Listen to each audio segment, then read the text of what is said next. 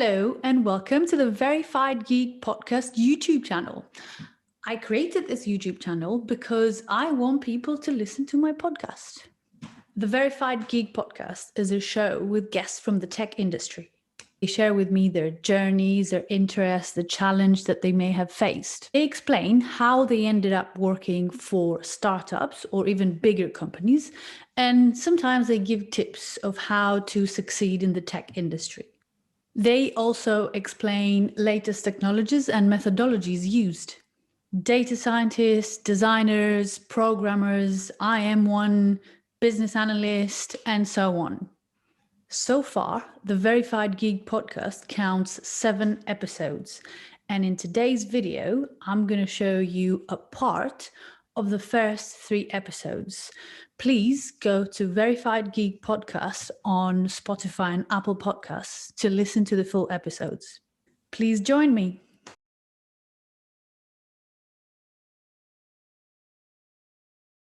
I was fascinated with UXUI at that point of time because I had never done it before.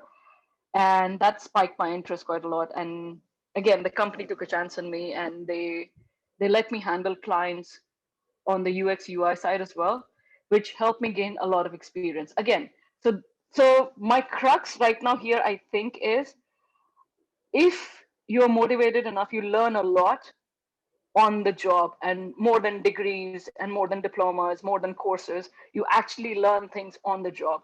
That's how I learned UX UI, and I got into UX UI. I had a time of my life in Dubai, enjoyed every bit of it.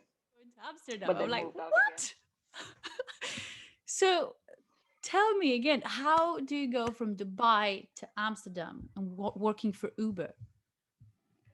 So Dubai, like I said, I was working agency side. From agency side, I moved to client side, and I was having a time of my life. But I was also in an age and a stage where I was like questioning, where do I see myself? Like, do I see myself dying in Dubai, like living long term? And that made me question quite a lot. I'm like, being an Indian, um, my passport is not strong enough to just move around wherever I want to. And I've still not changed my passport. So it made me question, like, if I stay in Dubai, Dubai is not a country who gives you a nationality, even if you live there for 50 years. You don't become a local. Eventually, you will have to think about where you're gonna retire, where you're gonna grow old. That made me question, and because I had lived in London, I was missing Europe bad. I wanted to move back to Europe. Like, I just wanted to move back to Europe. So, in all honesty, I started applying for jobs left, right, and center anywhere in Europe. And I also thought of doing another master's. I was like, okay, first time I ever got a job in London was because I was studying there. So maybe I should do another course and get into the country and then find my way up to doing a job or finding a job at least. I paid a university in Spain Wow. to do another master's. Um, but then I did not do it. There were many Wait, did thoughts they that give crossed you my the money mind. back? Some of it, not all of it, because I had Wow. made the deposit and made the first installment payment, something like that, and they give some of the money back, not all of it. Which is fine. It's okay. Money is not the biggest thing in life. It was more about the experience as well.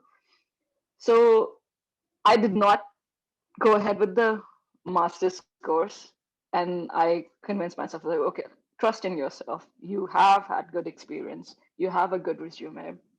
You have good knowledge. Trust yourself and trust yourself, trust God, start applying for jobs left, right, and center again and see where you land. I don't know if you know about the software called Litmus. It's an email marketing online software, and they have a job listing board. The company that I was working for, we had a paid account for Litmus, and I happened to, I'm disclosing the secrets of how I ended up at Uber. I ended up seeing this job listing of Uber on that website. I was like, Oh, interesting. okay.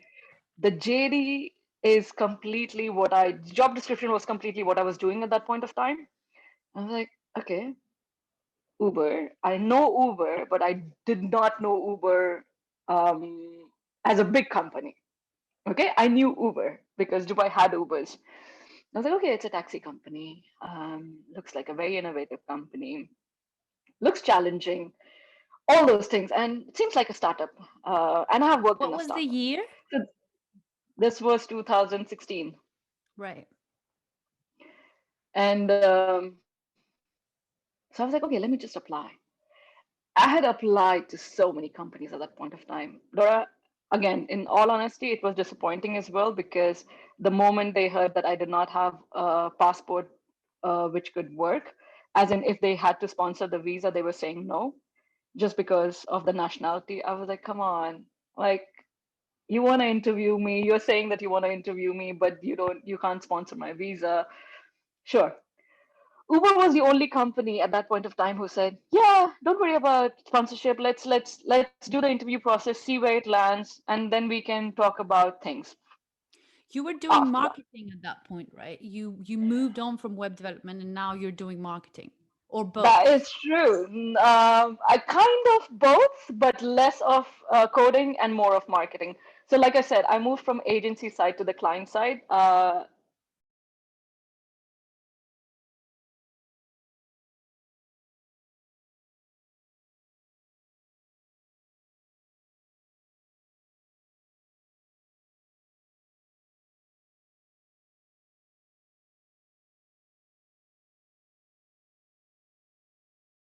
I couldn't. There were other game studios in Spain, but there wasn't really anything that I was super interested in, and the things that was interested in, they didn't have jobs, or I didn't meet the requirements for the jobs, and so I started looking more around Europe, and I had this, like, my mind was made up. I was like, I didn't want to go back to the UK. I enjoyed living like in another country. I was enjoying the experience of, experiencing another culture, language, people, all that kind of stuff. And so I thought, let me try and see if there's anywhere else in Europe that I can maybe apply to. And I found a company in Oslo called the Future Group, and it looked super interesting because it was like, we are a games company that work in virtual reality, augmented reality. We make a mobile game. This mobile game is paired together with a TV show that we also produce, and we have this amazing office, in the heart of the city, and yeah, and they had a production job going, and I was like, that looks amazing, and it felt like the exact opposite of Madrid, and it was a much colder climate. It's a very different kind of culture, very different kind of way, like kind of like lifestyle, all that kind of stuff. And I was like, yeah, that's cool. That's going to be wicked. So that was the move I made. So yeah, I went straight from Madrid to Oslo, which was interesting. And back in the summer of 2018, and then I started looking for jobs, just the usual thing. And then I had a friend from Gameloft who messaged me, and he's like, "Are you still looking for a production job?" I said, "Yes." And he says, "Well, I'm working at Cloud Imperium Games, and they have some production assistant and associate producer roles going. If you want me to put your name forward." So I looked up Cloud Imperium Games because I was like, I swear I've heard of this company before. I couldn't figure it out. So I Googled them. I was like, oh, they make Star Citizen. Oh, yeah, I've seen all the news about Star Citizen and this giant space MMO, and the largest Kickstarter fund of all time. All that kind of stuff. I was like, cool. All right, sure. So I put my name forward for that, and it interested me because it was going, with all due respect to the place I worked at before, it was going to be the first proper games place I worked at. It wasn't going to be apps. It wasn't going to be Facebook. It was not like a Right. mobile game. It was like, here's a high-end AAA PC only space. Because they have this open world MMO that's in alpha, what they do is that they do a release every 3 months, so every quarter. And so what we had was a quarterly development cycle. So every quarter was like, you need to develop, at least with my teams, it was like, these are the features you need to develop, and these are the deadlines for them. So it's almost kind of like a microcosm of game development. It's like, here's a feature, or here's a request, or the expectation, here's the design, develop it, release it, and then post-launch support. So in terms of that, the way the producer role kind of is very day to day is kind of very dependent on what stage of development you're at. So when we were like right at the start of a feature, it was mostly getting confirmation from the designers that, you know, they had a design in place and this is something that's been approved by all the people who need to give approval, all the way up to the CEO. And then my next job was essentially organizing meetings with all the other teams that this feature could essentially could potentially impact. So my job was essentially getting in touch with those teams, sorting out meetings with those teams, confirming the stuff that they would need from us and what we would need from them, and kind of confirming with their producers, does this work in terms of a timeline? So once we've done that, then it's just the development period. So it's just 2-week sprints, constantly like checking in with the team every day. So, you know, morning scrums, hey, what you up to? Anything you need help on? Anything that you're blocked on? Anything that you need us to communicate to other teams about? Standard scrum stuff. So, you know, the sprint kickoff at the start, a million scrums in between, and then a sprint review at the end. So I took time out. So I did make a HTML5 mobile game where I did all the coding and designing for it. And then I had a friend who I went to university with. He was like, hey, or like I asked him, I was like, hey, are you working on anything? Do you mind working together on something? He's like, yeah, totally. So he ended up doing all the art and animation for it. And we released it like after a year. It didn't make it like, it wasn't a big release. It didn't make any money or anything like that. But for me, it was kind of like, it was almost like kind of like a proof of concept for myself. Like, can I actually come up with a game idea, develop it, finish it, and release it? Because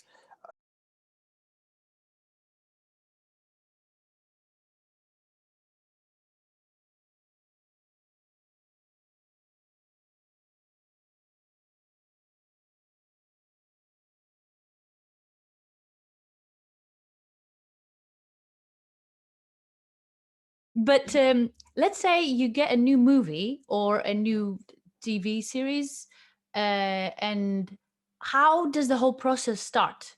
Do you do a meeting? Like how does the whole thing kicks off? Well, it depends on your involvement. If I'm just a comper and not leading on anything, generally it's very easy for me. Production and the leads and supervisor take care of everything from, you know, bidding to try and get the show, to then maybe going on set to help them film and guide everything, to then process, make sure the pipeline works well with the grading company and the editing company. And then me as an artist, I just get a shot that pops up in my list, and then I get told what to do. So that's the easiest part. But when you're leading or supervising something, then I honestly really like that part because it also involves talking to people, right? So I like that part. So when I get given that, like generally production or the bosses in the company, they get the show and they start getting everything right. They read the script, and then you have the process of bidding, which is to say, okay, we assume from the script, these are the shots that might be VFX, and this is what might be done in it, and this is how much we would charge for it. This is a process that keeps being revised constantly as it gets shot and everything, because obviously you're just guessing to begin with.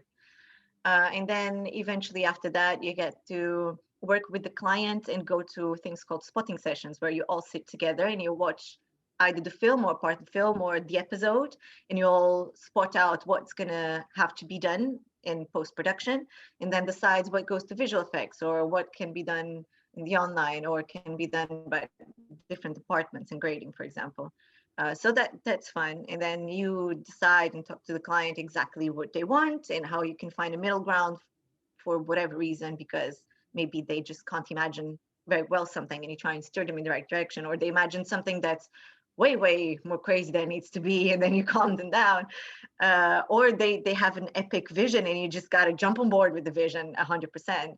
So that's fine. And then the shots start coming into the building and production takes care of normally of all of that side of stuff, talking with client, make sure everything gets downloaded and conformed and put into the pipeline. And then you gotta just assign the shots to different artists. And then as a lead, you can do some shots yourself, and you generally guide the other artists, control their work, make sure they understand what has to be done.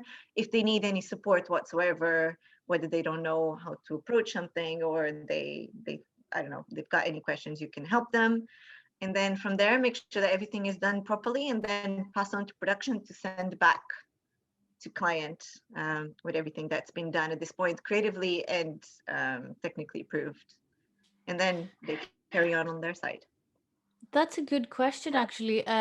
So with us, the when we create some, A lot more TV series than we did films. right? Actually. So Netflix, like, how was the whole experience with Netflix? It's been great. We've got a really good relationship with them, and we've got a few directors that we work with that are just loved by Netflix. So the last big show that we did is called Gangs of London, and the director, one of the directors, the main director, Gareth Evans, he gets along very well with Netflix, and he just really likes working with us as well. So we're now talking about other projects that we're doing with them and getting the ball rolling as well. Start working freelance for whatever you can. One advice that I do give, which is something that I would love for this to stop in the VFX industry, is I'm sure it happens in others, but it's very bad in the VFX industry, is how much people are just expected to work extra hours constantly every day. And if you don't, you're just not good enough. And because there's so many people, someone else is going to take over. So I wish that people would consciously from the beginning start making that decision to work from this time to that time and stick to this, so that, you know, the VFX industry workers stop being taken advantage into working so many extra hours without ever being paid, and just the burnouts are a serious thing. So do your work, have fun with it, you know, play as much as you can and get a good show reel out there, and stuff will come your way, but don't break yourself to do it. Just make sure that you have a good work-life balance. Do you think you would go back to just doing animations, or will you stay at VFX? I'm definitely staying with VFX. It's something that I really love. It's so much fun. So many aspects of it are really good, and it's something that I can imagine myself doing for the rest of my life, which is saying quite a bit, because I never saw myself doing anything for the rest of my life. So who knows, obviously, but it's definitely something I want to do. I wouldn't mind going back and doing a few things in animation, but it's definitely not a priority. VFX exactly. is fun, and then, you know, the shows are also really fun. I mean, I can say, like, I worked on stuff like Sex Education, like that's one of our You big did? ones Oh, as that's well. great. Yeah, we I worked love on quite a Sex few things. Education. It's one of my So favorites. much fun. Yeah. Nice. Yeah, it's so much fun. Definitely.